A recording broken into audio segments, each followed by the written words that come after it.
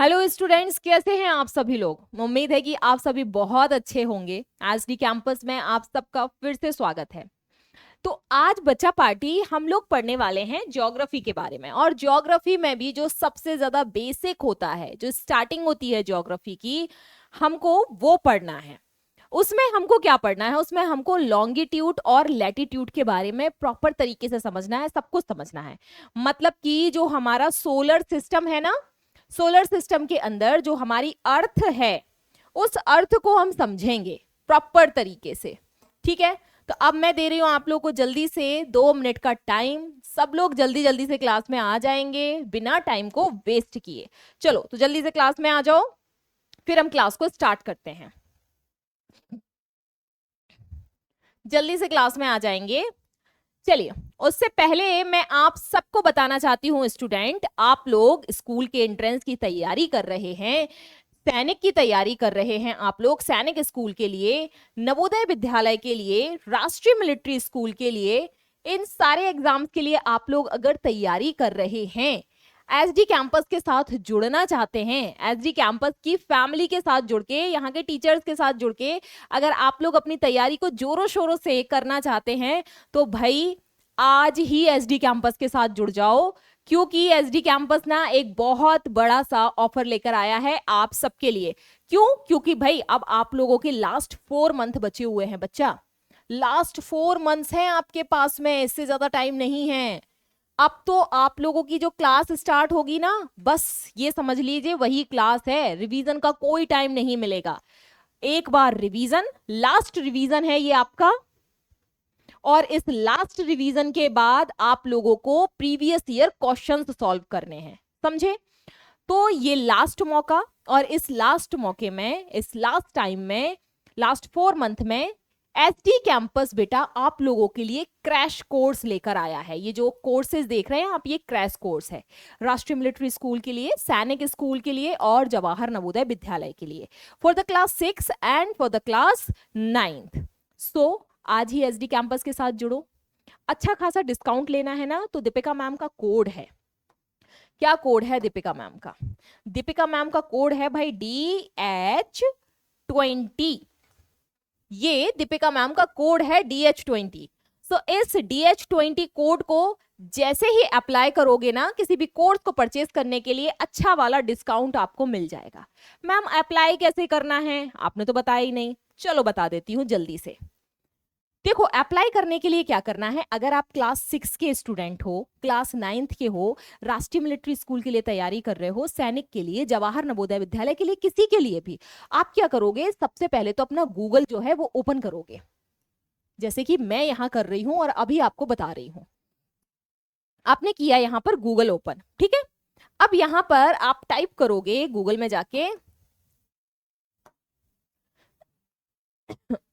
Sorry, SD campus.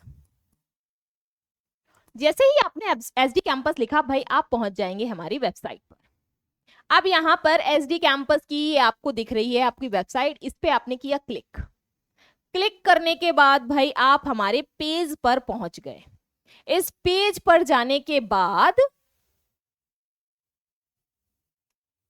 एक second,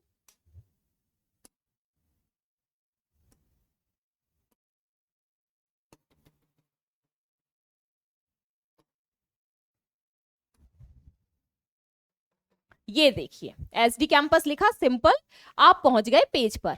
यहां जाने के बाद ब्लू बॉक्स देख रहे हो साइड में, अब आप ये ब्लू एक पॉपअप आएगा आपके सामने कि भाई आप कौन से स्टूडेंट हो, ये आपसे पूछेगा। सो यहाँ पर जैसे ही आप देख रहे हो ना ये वाला ब्लू बॉक्स, यहाँ पर आपको दिख रहा होगा school entrance exam, competitive exam, UGC NET, teaching वीचिंग, इन सबसे आपको कोई लेना देना नहीं, क्योंकि आप हो स्कूल एंट्रेंस एग्जाम की तैयारी करने वाले स्टूडेंट्स। तो बेटा इस पे सेकंड वाले पे क्लिक करेंगे। सेकंड वाले पे जैसे ही हम क्लिक करेंगे, यहां पर हम पहुंच गए सैनिक स्कूल। अब आप सैनिक स्कूल के स्टूडेंट हो, आप नवोदय विद्यालय के स्टूडेंट हो, या फिर एक सरप्राइज और है आप लोगों के लिए, एनसीईआरटी के बैचेस चला रहा है एसडी कैंपस। सो एनसीईआरटी का बैच परचेज करना चाहते हो क्या? और ये बैच ना आपको फ्री ऑफ कॉस्ट मिल जाएगा बड़े आराम से, अगर आप इन क्रैश कोर्स में एडमिशन लेते हैं तो। ठीक, सो आपको एनसीईआरटी बैच में एडमिशन लेना है या फिर आपको कॉम्बो बैच, कॉम्बो मतलब राष्ट्रीय मिलिट्री स्कूल, सैनिक स्कूल और जवाहर नवोदय विद्यालय, तीनों के लिए अगर आप कोई कॉम्बो लेना चाहते हैं तो आप ले सकते हैं। अब आप क्या करोगे, जैसे सैनिक स्कूल है, आपको सैनिक स्कूल के लिए एडमिशन लेना है, आपने सैनिक स्कूल पर क्लिक किया। क्लिक करने के बाद बेटा यहाँ पर देखोगे हमारे नए बैचेस जो हैं, क्लास 9th के लिए क्रैश कोर्स चल रहा है, क्लास 6 के लिए चल रहा है, ठीक है। सो इस तरह से आप, ये हमारे प्रीवियस पुराने वाले जो अभी रनिंग में है, ये पुराने वाले बैचेस हैं हमारे। सो बेटा इन पर जो आपका डिस्काउंट है, किसी पर 20% है, किसी पर 22% है, किसी पर आपके ये जो देख रहे हो आप 25% है ना। तो ये जो क्रैश कोर्स के, अब जैसे क्रैश कोर्स ये चल रहा है तो ये सैनिक और राष्ट्रीय मिलिट्री स्कूल के लिए चल रहा है। आपका क्रैश कोर्स ये चल रहा है, क्लास कौन सी है, 6 क्लास के लिए, सैनिक के लिए और राष्ट्रीय मिलिट्री स्कूल के लिए, मतलब 2 बैच साथ में चल रहे हैं, कॉम्बो वाले बैच, इसलिए इसको कॉम्बो बोला गया है। फीस आपके सामने शो हो रही है, आपको फीस कम करवानी है तो आप क्या करेंगे, सिंपल मैंने बताया, आप बेटा कोड यूज करेंगे, एनसीईआरटी आपको फ्री में मिल जाएगी, एनसीईआरटी आपको फ्री में मिल जाएगी। आप कोड यूज करेंगे DH20 और ये कोड यूज करके ही आप जो है एडमिशन इजीली ले पाएंगे और अच्छा वाला आपको डिस्काउंट इसमें मिल जाएगा। क्लियर है? होप सो कि क्लियर हो गया होगा। बहुत सारे बच्चे पूछते रहते हैं मैम एडमिशन तो लेना है, पेरेंट्स के भी फोन आते हैं कि मैम एडमिशन तो लेना है बट समझ में नहीं आ रहा है कि ऑनलाइन हम कैसे एडमिशन ले सकते हैं। कोड मैं यहां पर लिख देती हूं DH20 दीपिका हरदैनिया 20, ठीक है। चलिए अब हम आज की क्लास की तरफ मूव करते हैं जल्दी से। बाकी आपकी स्क्रीन पर एक ब्लू कलर की नीचे पट्टी आ रही है, उस पर भी नंबर लिखा हुआ है, आप वहां भी कनेक्ट कर सकते हैं। अब आज की जो क्लास है हमारी वो है भाई लॉन्गिट्यूड और लैटिट्यूड। वो क्या होता है उसको समझेंगे, उससे पहले हम थोड़ा सा ना वर्ल्ड मैप देख लेते हैं। इस वर्ल्ड मैप में हम देख रहे हैं भाई क्या किया, हमारे पास ग्लोब है। ग्लोब कैसा होता है, ग्लोब ऐसा होता है ना, हमारी अर्थ जो है बिल्कुल ऐसी दिखती है हमें, इस तरह से हमारी अर्थ जो है हमको दिखाई दे रही है, ठीक। सो हमारा जो ग्लोब होता है वो ऐसा होता है गोल गोल, लेकिन वो थोड़ा टिल्ड होता है। टिल्ड मतलब समथिंग इस तरह से थोड़ा सा झुका हुआ। ग्लोब जो होगा हमारे पास में वो इस तरह से थोड़ा सा झुका हुआ होता है, इस तरह से झुका हुआ होगा स्टैंड पर, ठीक।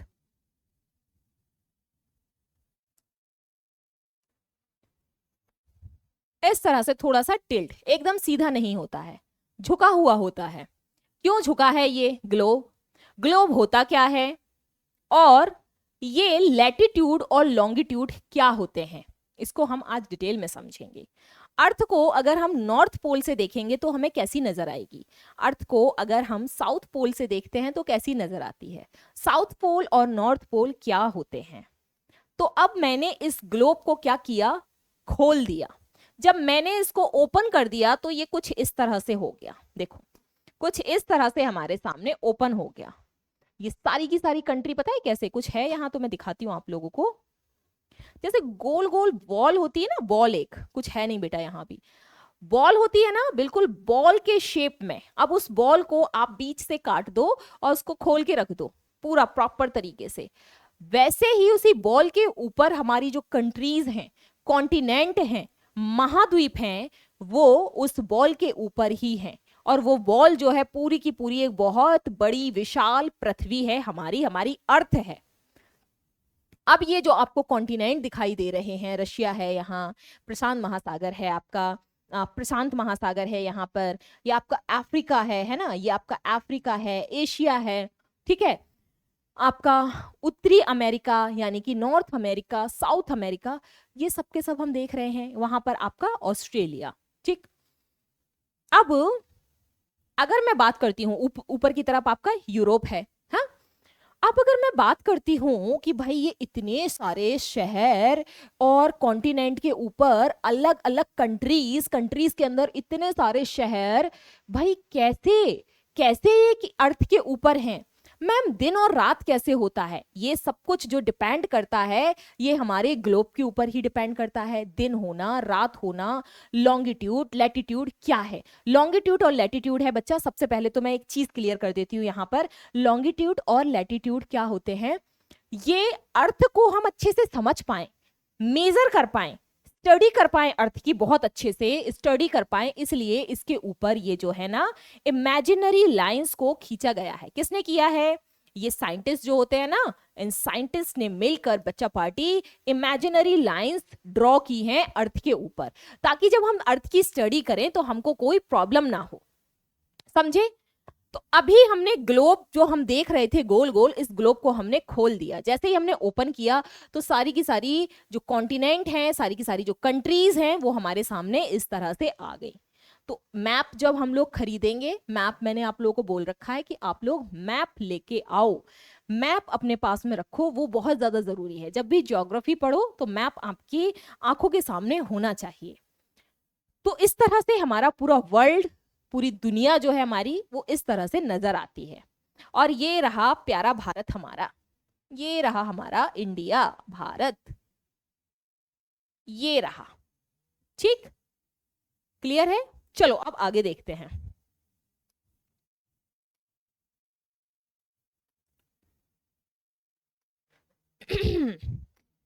यहां पर देखते हैं कुछ कुछ और इसको समझने की कोशिश करते हैं कि ये क्या है। ये हमने एक ग्लोब ही लिया है बेटा। सबसे पहले ज्योग्राफी का मतलब क्या होता है? जो ये ज्योग्राफी होती है, हम इसको देखते हैं, इसका मतलब क्या होता है। आज का जो आपका चैप्टर है, जो यूनिट है आपकी, बिल्कुल बेसिक है ज्योग्राफी की। बेटा ज्योग्राफी का मतलब होता है, इसमें हम किस चीज की स्टडी कर रहे हैं? हम अर्थ की स्टडी कर रहे हैं। जियोग्राफी यानी कि जो ये अर्थ है ना हमारी, इसकी स्टडी को, इसके अंदर क्या क्या है, इसके अंदर क्या है, इसके ऊपर क्या है, ये कैसी दिखती है, इसका कैसा शेप है, इसके ऊपर इमेजिनरी लाइंस क्यों खींची गई हैं, इन सबकी स्टडी क्या कहलाती है? ज्योग्राफी कहलाती है। इसको हिंदी में क्या बोलते हैं? हिंदी में इसको भूगोल बोला जाता है। भूगोल। यानी कि अगर हम इसको क्या करेंगे, इसका संधि विच्छेद करते हैं तो भूगोल का मतलब क्या होता है? भू प्लस गोल, यानी अर्थ हमारी जो गोल है उसी की स्टडी हमारी ज्योग्राफी कहलाती है। Study of earth, study of earth आपकी क्या कहलाएगी? ज्योग्राफी, अर्थ की स्टडी। समझे? इतना समझ में आया? चलो अब आगे देखते हैं। अगर इतना समझ में आ गया है तो आगे की तरफ बढ़ते हैं हम। अब देखो बेटा, सबसे पहले हमें डायरेक्शंस पता होनी चाहिए कि डायरेक्शंस कौन कौन सी होती हैं। तो जो डायरेक्शंस होती हैं हमारी, वो 4 डायरेक्शंस होती हैं, हमको पता है। मोस्ट इंपॉर्टेंट जो होती है 4, ठीक है। इंपॉर्टेंट डायरेक्शन 4 हैं, तो ये मैंने एक यहाँ पर प्लस बनाया। अब प्लस बनाने के बाद सबसे पहले हम नॉर्थ और साउथ को देखेंगे। सो ऊपर वाला जो हमारा होगा वो होगा हमारा नॉर्थ, नीचे वाली डायरेक्शन हमारी होती है साउथ। अब बचता है हमारा ईस्ट और वेस्ट। तो ये जो हमारा एरिया है इस साइड, यानी कि अगर मैं ऐसे खड़ी हो जाती हूँ, ठीक, तो अगर ऐसे खड़ी होती हूँ तो मेरा राइट वाला हैंड किस तरफ है? वेस्ट की तरफ। और लेफ्ट वाला हैंड किस तरफ है? लेफ्ट वाला है मेरा ईस्ट की तरफ।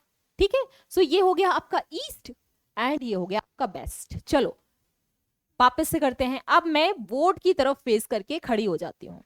तो बोर्ड की तरफ जब फेस करके खड़ी होती हूं मैं, यानी कि मैंने अपना फेस चेंज कर लिया, तो आपका ईस्ट यानी कि पूर्व, जहां से हमारा सूरज निकलता है, वो होगा आपका मेरी राइट हैंड साइड पर। एंड वेस्ट जो है वो कहां हो गया हमारा?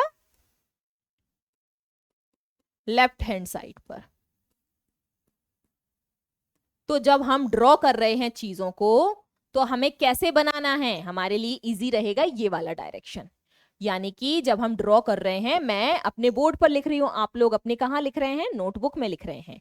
तो ऊपर नॉर्थ, जब हम नोटबुक में नोट कर रहे हैं तो हमारे राइट हैंड साइड पर ईस्ट होगा, जहां से सन निकलता है, पूर्व की दिशा इसको बोला जाता है हिंदी में। सन यहीं से तो निकलता है आपका, और लेफ्ट वाली जो साइड होगी आपकी वो आपकी वेस्ट होगी, जहां सन सेट होता है आपका। समझे? ऐसे आपको ईस्ट और वेस्ट में कंफ्यूज नहीं होना है बिल्कुल भी, इस चीज को आप लोगों को अपने माइंड में रखना है। क्लियर हुआ? ये आपका अर्थ का सेंटर पॉइंट होगा, ठीक है, सेंटर पॉइंट। अब साउथ वाला जो डायरेक्शन है हमारा, उसको हमारी अर्थ पर नोटेड जो किया गया है, इसको बोला जाता है बेटा सॉरी सॉरी,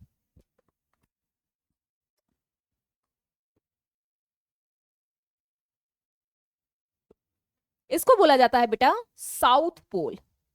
पोल है ये, ठीक है।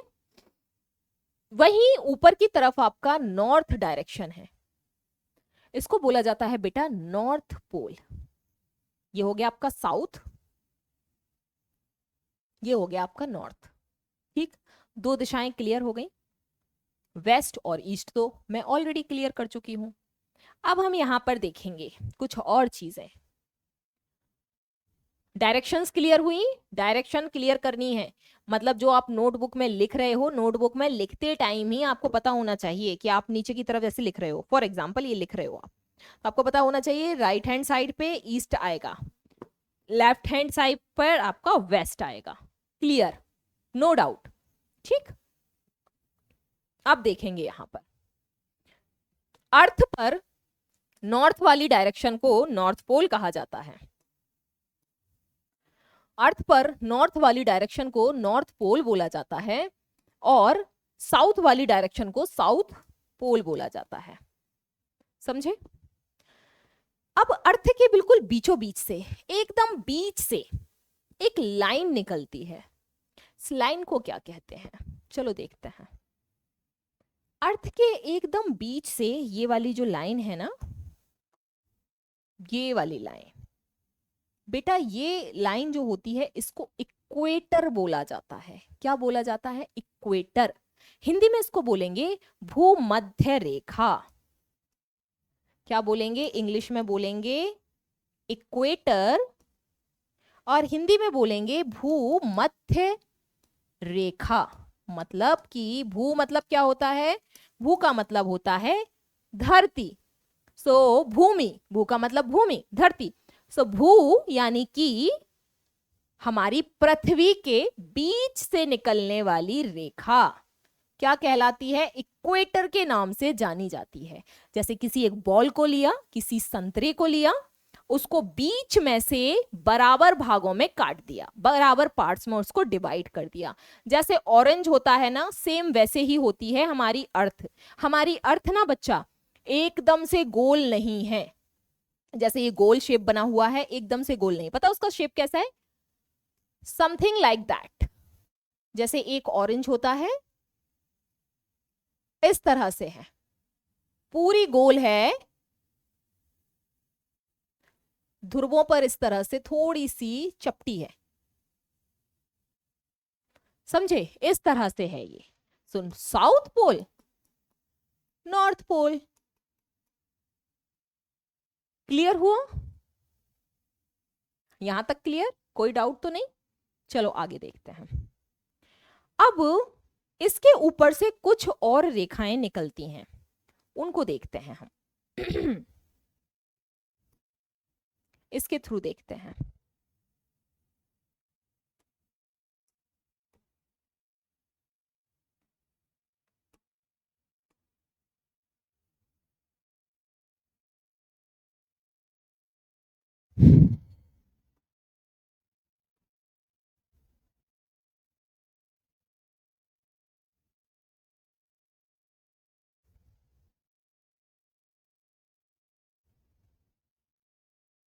चलो, इमेज तो थी इसमें बट अभी दिख नहीं रही है, चलिए हम इसी के थ्रू समझते हैं,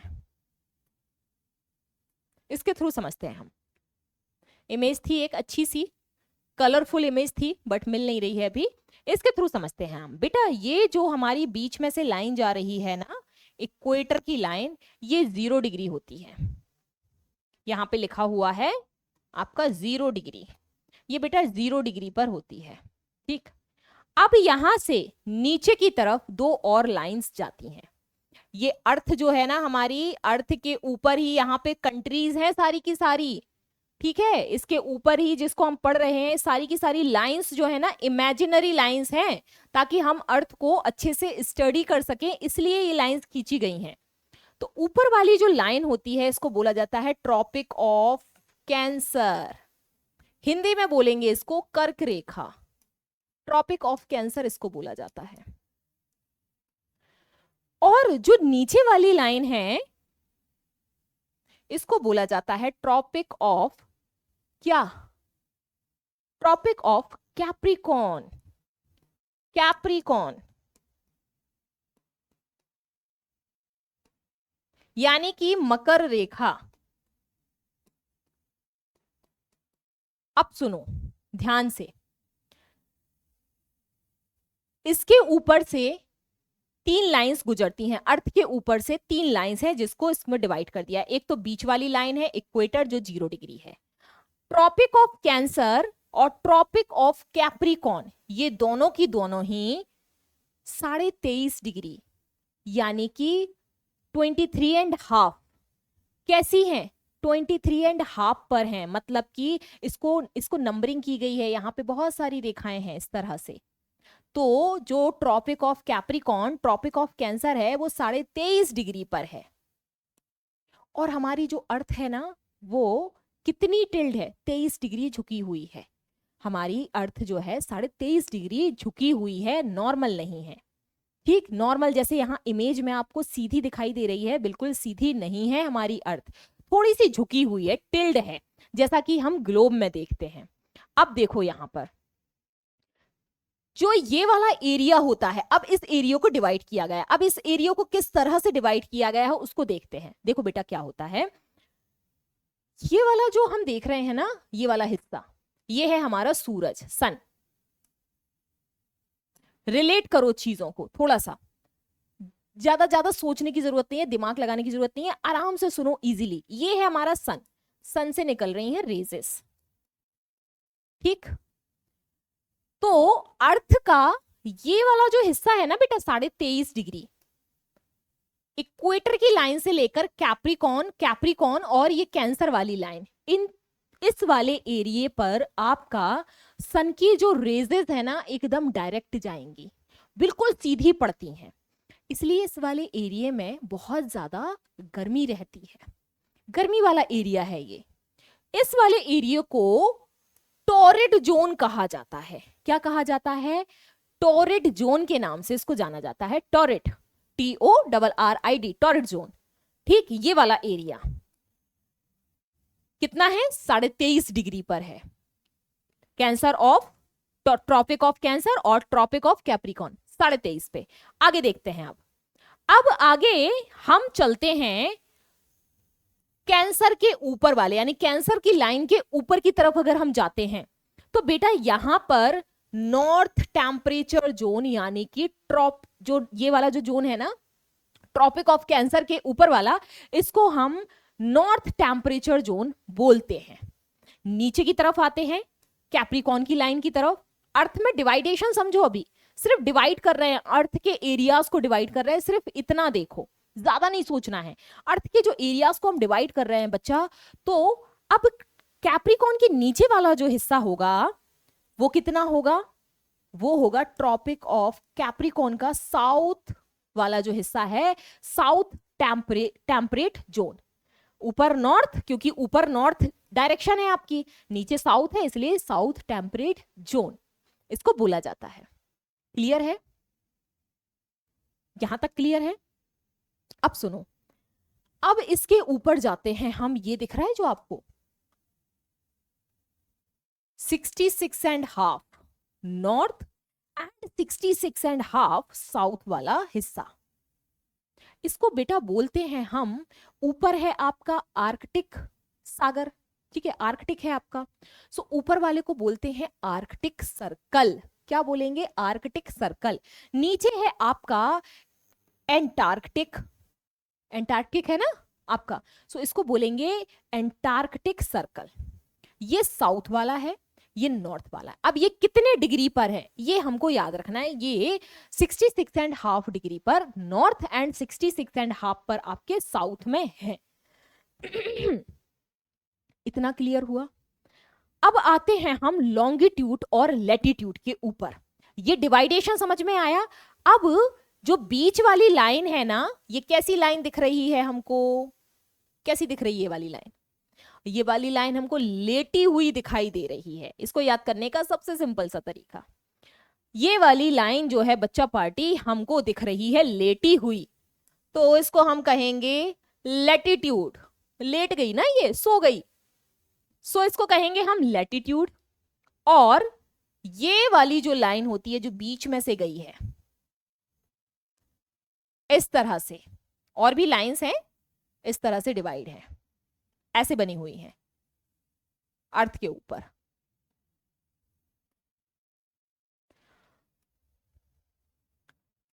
ये सारी की सारी इमेजिनरी लाइंस हैं, रियल नहीं है ये। क्यों? क्योंकि हम अर्थ की स्टडी अच्छे से कर पाए। तो डिवाइड तो करना पड़ेगा ना, अर्थ की स्टडी अगर हमें अच्छे से करनी है तो उसको डिवाइड करना पड़ेगा। तो ये वाला एरिया जो है भैया, ये वाली लाइंस जो होती हैं बच्चा पार्टी, ये तो हो गई लेटी हुई लैटिट्यूड, तो ये हो गई लंबी लंबी लॉन्गिट्यूड। लॉन्गिट्यूड यानी कि लॉन्ग लॉन्ग लाइंस हैं, इसलिए लॉन्गिट्यूड। क्लियर हुआ? मजा आया? देखो इसको कैसे करेंगे, लेटी है तो लैटिट्यूड, लैटिट्यूड, और ये लंबी लंबी है तो लॉन्गिट्यूड, लॉन्गिट्यूड। लैटिट्यूड और लॉन्गिट्यूड, लंबी वाली लॉन्गिट्यूड, लेटी हुई लैटिट्यूड। क्लियर हुआ? चलो अब देखते हैं आगे। सेम चीज बताई गई है यहां। ओके,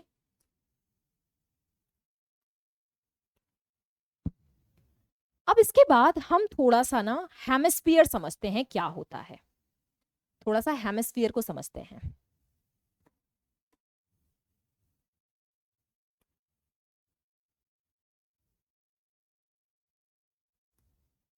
अच्छा, एक चीज और, ये बीच वाली जो लाइन है ना, लॉन्गिट्यूड वाली जो बीच वाली लाइन है बेटा, इसको प्राइम मेरिडियन बोला जाता है।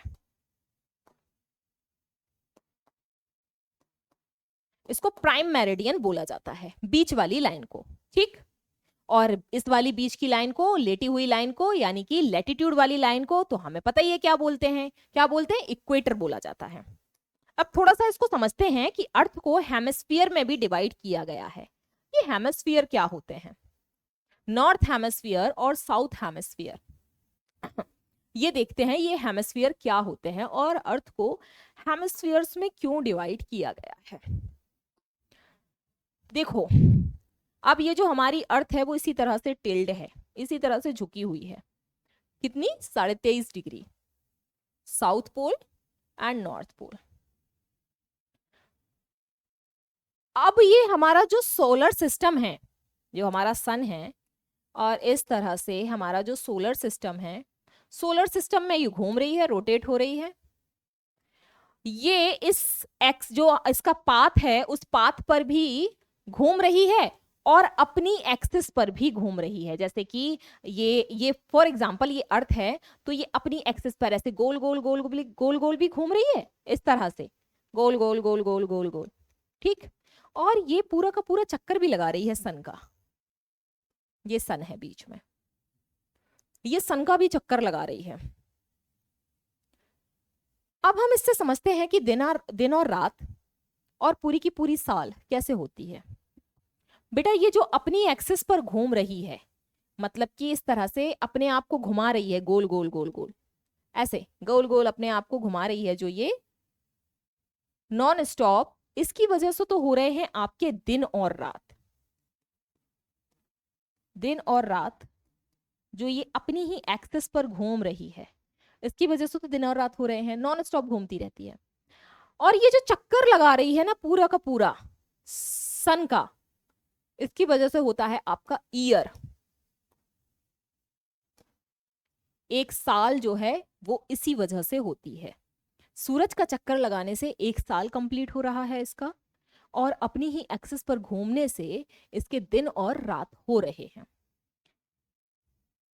अब ऐसा क्यों होता है कि हमारे यहाँ पर जब रात है तो अमेरिका में दिन है, और जब वहां दिन है, जब वहां पर डे है, तो हमारे यहाँ पर रात है। ऐसा क्यों होता है, इसको समझते हैं।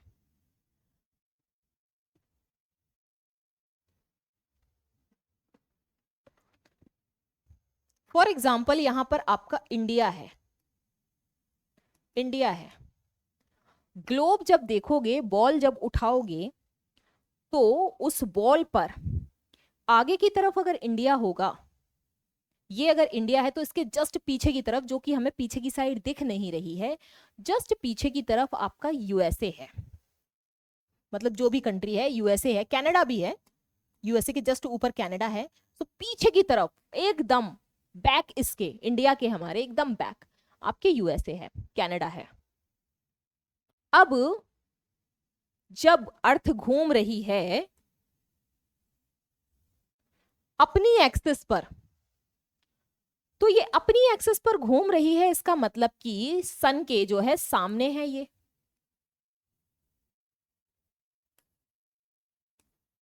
सन है, ये सन के सामने है।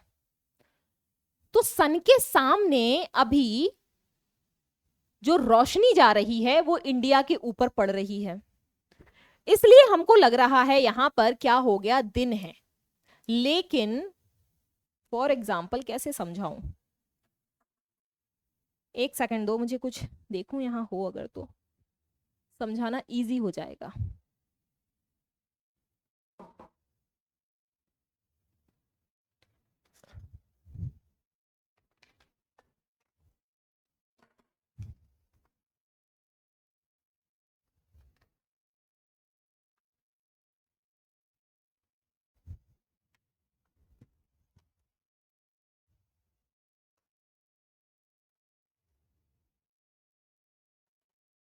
ये समझो,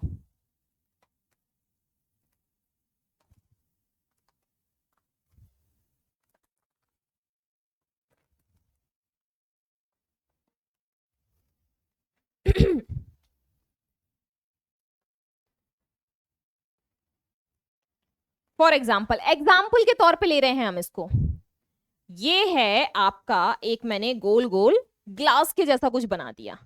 अब यहां पर आपकी इंडिया है, सामने आपका इंडिया है, ठीक है, ये आपका सामने इंडिया है, इसके जस्ट पीछे यूएस है, इसके जस्ट पीछे यूएस है। अब ये अर्थ जो है अपनी एक्सिस पर घूम रही है, अब ये सामने है ऐसे, और ये ऐसे ऐसे ऐसे गोल गोल गोल गोल गोल गोल घूमे जा रही है।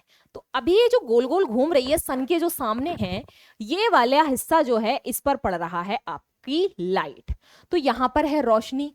जैसे ही धीमे धीमे धीमे 24 घंटे में एक चक्कर पूरा करती है अपनी एक्सिस पर, सो ऐसे ऐसे धीमे धीमे धीमे धीमे धीमे धीमे घूम रही है, और भैया यूएस आ गया सामने, इंडिया चला गया पीछे। अब जो सामने होगा बेटा, रोशनी तो उस पर पड़ेगी, पीछे वाले पर तो अंधेरा हो जाएगा, पीछे तो रोशनी पड़ेगी नहीं। बस यही सबसे बड़ा रीजन है, पीछे रोशनी जा नहीं रही है, आगे रोशनी है। यूएस में हो गया दिन, पीछे हो गई रात। अब ये कंटिन्यू नॉन स्टॉप ऐसे ही घूमती रहेगी, फिर से घूमी, फिर से रात के बाद आ गया यहां दिन, और यहां हो गई आपकी रात। इस तरह से ये अपनी ही जगह पर रोटेट होती रहती है, घूमती रहती है नॉन स्टॉप, ऐसे। समझ में आया? बस यही वजह होती है, इंडिया अगर आपका आगे की तरफ है, यहां पे इंडिया है, तो इसके जस्ट पीछे यूएस होगा। अब सूरज की रोशनी सिर्फ वहां जा रही है, पीछे वाला जो हिस्सा है ना, इस वाले, ऐसे समझो, इस वाले हिस्से पर यहां पर है डे, यहां है नाइट, क्योंकि यहां पे सूरज की जा रही है रोशनी। समझे, यहां सूरज की जा रही है रोशनी, इसलिए यहां पर आपका डे है, पीछे की तरफ आपका नाइट होगा। जैसे ये घूम के आगे की तरफ आ जाएगी, तो जहां पे नाइट है वहां डे हो जाएगा, और जहां डे है वहां नाइट हो जाएगा। बहुत सिंपल, ये चीज समझ में आ गई। अब हेमिस्फीयर देखते हैं हम, हेमिस्फीयर क्या होते हैं। हेमिस्फीयर को हिंदी में बोलेंगे बेटा गोलार्ध। सुनो सुनो,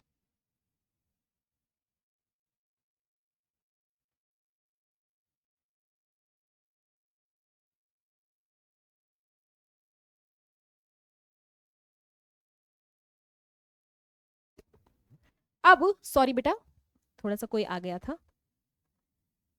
हाँ जी, अब देखो यहां पर हेमिस्फीयर का मतलब क्या होता है। इसको बेटा हिंदी में हेमिस्फीयर को गोलार्ध बोला जाता है, समझेंगे इसको थोड़ा सा। इक्वेटर को जब हमने इक्वली डिवाइड कर दिया, जो इक्वेटर वाली लाइन है, ये नॉर्थ पोल है, ये साउथ पोल है। इक्वेटर वाली जो लाइन है, इस इक्वेटर वाली लाइन के नीचे का हिस्सा, आधा हिस्सा है अर्थ का, आधा हिस्सा है। बॉल लो एक प्लास्टिक की, 5 रुपए वाली, 10 रुपए वाली, आधा काट दो, बराबरी से काटना, बराबर उसको आधा काट दिया। अब नीचे वाला हिस्सा आधा हिस्सा है, इसी को बोला जाता है गोलार्ध, मतलब गोल का आधा हिस्सा, इस अर्थ के इस गोलाकार का आधा हिस्सा, इसे बोला जाता है हेमिस्फीयर। इंग्लिश में इसको हेमिस्फीयर बोलते हैं। अब देखो ये जो हेमिस्फीयर वाला हिस्सा है, तो ये साउथ की तरफ है, तो बेटा इसको बोलेंगे साउथ हेमिस्फीयर। और ये ऊपरी वाला हिस्सा जो है वो नॉर्थ की तरफ है, मतलब इक्वेटर के नीचे साउथ, इक्वेटर के ऊपर नॉर्थ, तो इसको बेटा बोलेंगे नॉर्थ हेमिस्फीयर। समझ में आया? गोलाकार मतलब जो अर्थ है, अर्थ का गोल वाला हिस्सा, बराबर भाग में बराबर तरीके से डिवाइड हिस्सा आपका हेमिस्फीयर या गोलार्ध कहलाता है। यानी गोलार्ध हिंदी में समझेंगे, बहुत इजी हो जाएगा। गोलार्ध यानी गोले का आधा हिस्सा, गोलार्ध।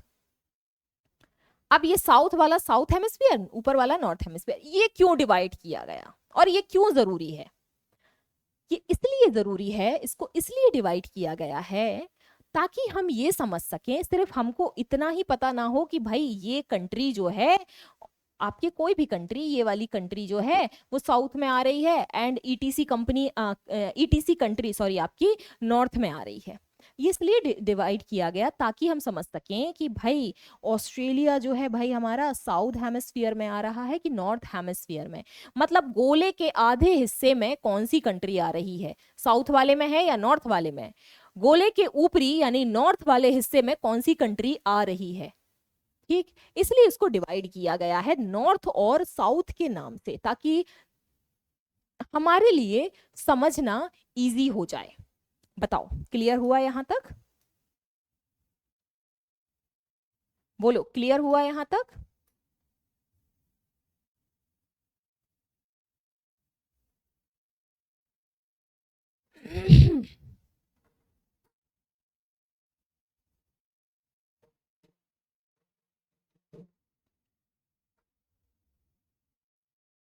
क्लियर हुआ? आगे बढ़े, चलो। अब यहां पर हम देख रहे हैं, अच्छा जब हम इसको अर्थ को ऊपर से देखेंगे, नॉर्थ की साइड से देखेंगे, तो ये हमें कुछ इस तरह से दिखाई देती है, जो यहां पर दिख रहा है इमेज में, गोल गोल।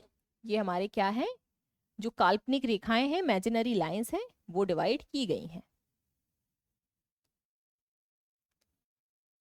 ठीक। बीच वाली लाइन को प्राइम मेरिडियन बोला जाता है, जैसा कि मैंने बताया, और बीच की लाइन को आपका इक्वेटर बोला जाता है, जो 0 डिग्री पर होती है। नॉर्थ पोल और साउथ पोल का जो डिग्री होता है वो 90 डिग्री पर है। 90 डिग्री पर आपका साउथ पोल है, 90 डिग्री पर ही आपका नॉर्थ पोल है, और 23.5 डिग्री पर आपके इक्वेटर के बाद tropic of Cancer, tropic of Capricorn आपके 23.5 डिग्री पर हैं। ठीक है, क्लियर हुआ? इतना होप सो क्लियर हो गया होगा। अब आगे चलते हैं, आगे देखते हैं अर्थ के बारे में डिटेल में। अब इस अर्थ को किसी दिन मैं लेक्चर लेके आऊंगी, इस अर्थ को हम एक पीस काटेंगे, इसका बीच में से ऐसे काट देंगे, जैसे केक कट करते हैं ना, बिल्कुल वैसे एक कट कर देंगे पीस, और इतना पीस निकाल के अलग रख देंगे, ये पीस जो है अलग रख देंगे निकाल के। फिर हम इसको स्टडी करेंगे कि अर्थ के अंदर क्या क्या होता है। इसका लेक्चर लेके आऊंगी मैं बहुत जल्द आप लोगों के लिए। अभी हम ये देखते हैं, इतना हो गया, ठीक है। अब थोड़ा सा अर्थ के रोटेशन को हम लोग और अच्छे से समझते हैं। जो रोटेशन हो रहा है अर्थ का, अर्थ जो घूम रही है वो कौन से डायरेक्शन में घूम रही है, कोई मुझे बताएगा यहाँ पर? इज देयर एनीवन, कोई बच्चा यहाँ पर ऐसा है जो मुझे बताए कि जो अर्थ घूम रही है वो कौन से डायरेक्शन में घूम रही है, किस डायरेक्शन में? ईस्ट से वेस्ट या वेस्ट से ईस्ट की तरफ, किस डायरेक्शन में है? चलो ये बताओ।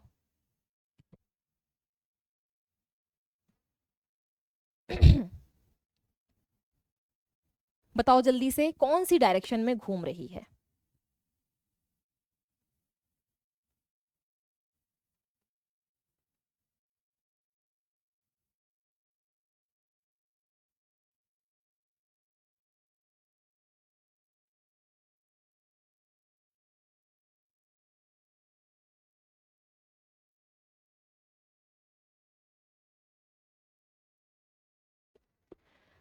हाँ, अब रोटेशन को देखते हैं हम। तो बच्चा ये जो रोटेशन हो रहा है, मूवमेंट हो रहा है अर्थ का, रोटेशन, मूवमेंट नहीं रोटेशन बोलेंगे हम, रोटेट हो रही है, घूम रही है बेटा, ये वेस्ट से ईस्ट के डायरेक्शन में घूम रही है। ये हमारा वेस्ट है, ये हमारा ईस्ट है।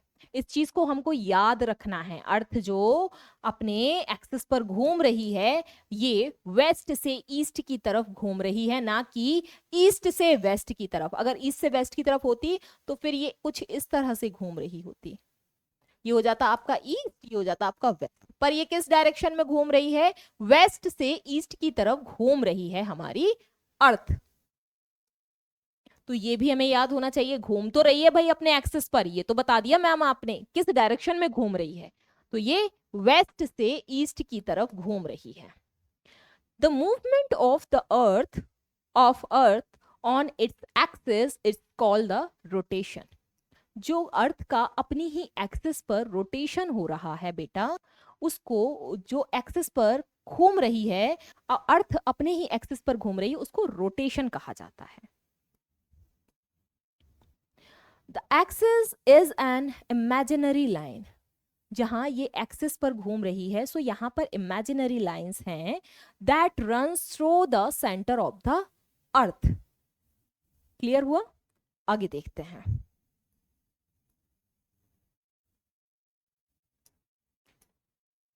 अब देखिए, मैंने बोला था 23.5 आपकी झुकी हुई है, टिल्ड है। अर्थ टेक्स अबाउट 24 आवर्स, मतलब कि एक दिन और रात होता है, सो 24 आवर्स यानी कि 24 घंटे। 24 घंटे मतलब कि एक दिन, एक दिन 24 आवर्स और 1 डे टू कंप्लीट 1 रोटेशन। एक रोटेशन कंप्लीट होने में इसको कितना समय लगता है? इसको समय लगता है 24 घंटे। आवर्स में जाएंगे तो 24 घंटे, और अगर हम डे में देखते हैं तो एक दिन, 24 घंटे के बराबर एक दिन होता है। इतना समय ये पूरा घूमने में ले लेती है अपने, 24 घंटे का ही समय होता है हमारे पास। It's rotate from west to east. अभी मैंने बताया वेस्ट से, इस वाले डायरेक्शन से ईस्ट की तरफ घूम रही है ये, ठीक। सो ये रोटेट हो रही है आपके वेस्ट से ईस्ट की तरफ। Due to this we see that sun rises in the east and set in west. इसी वजह से हम क्या देखते हैं कि जो हमारा सनराइज हो रहा है वो कहाँ से हो रहा है? ये जो ईस्ट से वेस्ट की तरफ, सॉरी वेस्ट से ईस्ट की तरफ जो ये घूम रही है हमारी, पश्चिम से उत्तर की तरफ जा रही है। इसी वजह से हम देखते हैं कि सन हमारा क्या हो रहा है, यहाँ पर राइज होता है, एंड सनसेट हम इसी वजह से देख पा रहे हैं। अभी मैंने बताया इस न्यूज़पेपर के थ्रू, आप लोगों को बताया कि नहीं बताया, कि भाई जो अर्थ है वो कंटिन्यूअसली ऐसे घूम रही है अपनी जगह पर, और जब ये इस तरह से घूम रही है तो बस इसीलिए दिन और रात हो रहे हैं। तो अपनी एक्सिस पर घूम रही है, कौन से डायरेक्शन में? वेस्ट से ईस्ट की तरफ। ऐसा ऐसे नहीं घूम रही है, इस डायरेक्शन में नहीं घूम रही, इस डायरेक्शन में घूम रही। ये है हमारा वेस्ट, ये है हमारा ईस्ट, इस तरह से घूम रही है। और इसी वजह से हमें सूरज जो है उगता हुआ और अस्त होता हुआ दिखता है। सनसेट और सनराइज हमें इसलिए दिखाई देते हैं। क्लियर हुआ यहां तक? अच्छा, देखो कितनी अच्छी इमेज मिल गई आप लोगों को समझाने के लिए। अब इस इमेज से और क्लियर तरीके से समझेंगे हम दिन और रात को। बहुत सारा पोर्शन कवर हो गया आपका, धीमे धीमे देखो। दिन और रात को हम इस पे समझेंगे। ये है हमारा सन, सूरज है ये आपका, सूरज मामा ये रहे आपके। ये वाला हिस्सा अर्थ को हमने डिवाइड कर दिया दो पार्ट्स में। अब ये रोशनी जो है आगे वाले एरिया पर पड़ रही है अर्थ के। सो फॉर एग्जाम्पल ये है आपका इंडिया, इस डायरेक्शन जहां आपकी रोशनी हो रही है ना, रोशनी पड़ रही है, इस वाले एरिया में आपका इंडिया आ रहा है। जहां पर अंधेरा है इस वाले एरिया में आपका यूएसए या कनाडा, कुछ भी लिख सकते हैं, कनाडा भी लिख सकते हैं, क्योंकि यूएसए के जस्ट ऊपर कनाडा है। आपका कनाडा है या यूएसए है, इस आधे वाले पार्ट में ये गोल गोल अर्थ है। बस यही वजह होती है। अब जैसे ये घूमेगी, रोटेट होती जाएगी, धीमे धीमे धीमे धीमे, वहां पर ऐसा होता जाएगा कि हाँ अब रोशनी हुई, अब रोशनी हुई, अब रोशनी हुई, अब रोशनी हुई, और हो गई, पूरी रोशनी हो गई, पूरा दिन हो गया। और वहां पर भी धीमे धीमे दिन के बाद दोपहर, दोपहर के बाद आपका afternoon time, evening time, and then वापस से नाइट, और हमारे यहाँ हो गई मॉर्निंग। समझे? अब देखो यहां पर एक चीज बताती हूँ।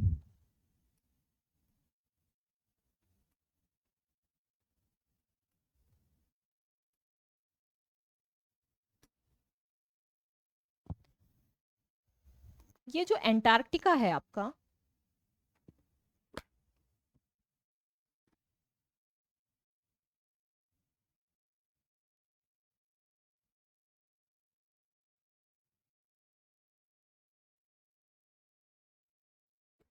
अब देखो यहां पर जो एंटार्क्टिका है आपका साउथ पोल में, और ये नॉर्थ पोल में आपका,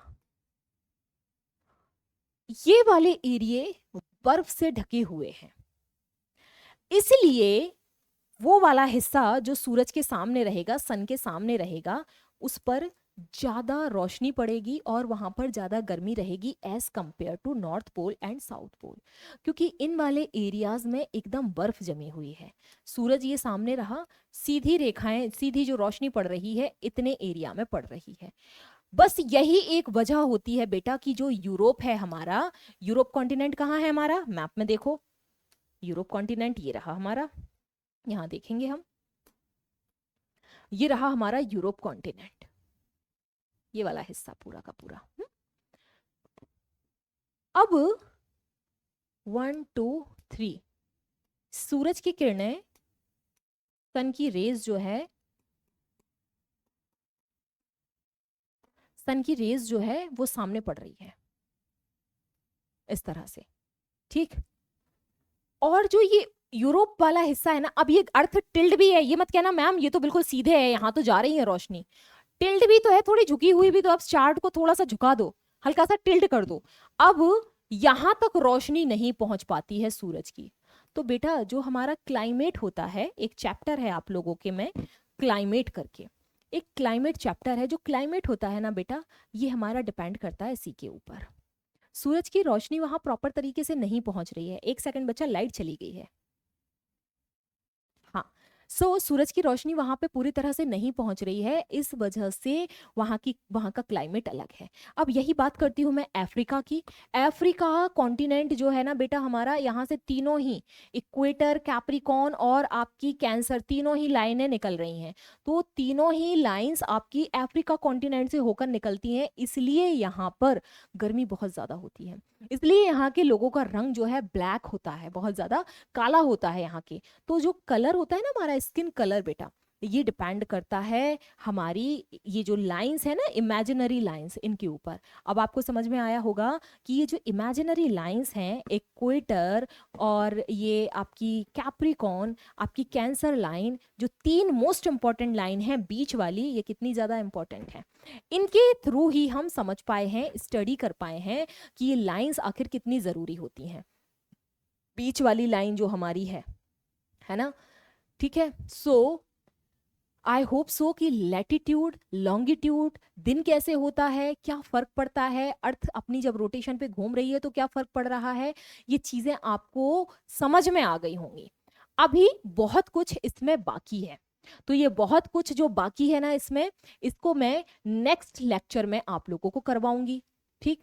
सो इस बहुत कुछ को बनाए रखेंगे, कंटिन्यूटी के साथ क्लास में बने रहेंगे, ये सबसे बड़ी चीज है। अगर कंटिन्यूटी के साथ क्लास में बने रहोगे तो फिर सब समझ में आएगा।